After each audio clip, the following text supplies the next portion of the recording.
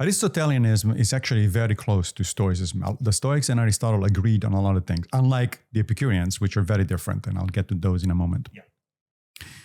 For Aristotle, also, the two important things in life are virtue, meaning your character, meaning how you behave. That, in fact, is the most important thing. Mm-hmm. So, in that sense, Aristotle agrees with the Stoics. However, Aristotle goes on and says, yeah, but so-called externals, things like health, education, wealth, even good looks, are important. Not only they have value, they're valuable, so they're preferred, as the Stoics would say. They really are important. If you don't have them, your life is going to suck.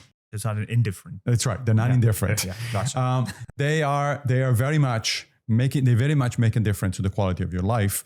And therefore, Aristotle says, look, not only you need to be a virtuous person, you need to work on your character, become a better person, you also need at least some of that other stuff.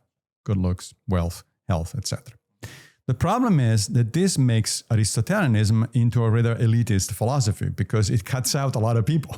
You need to be good looking. Oh, well, too bad. If I'm not good looking, then I'm not going to have a good life. Yeah. You need to be wealthy. Well, how much wealth is necessary? You need to be educated. How much education are we talking about, et cetera, et cetera. So Aristotelianism tends to be a philosophy for the elite, which is not surprising because Aristotle himself was in fact an aristocrat. His father was the personal physician of the king of Macedon. So, he was up there. He really did have all of those things. So naturally he thought, well, if you don't have them, you're screwed.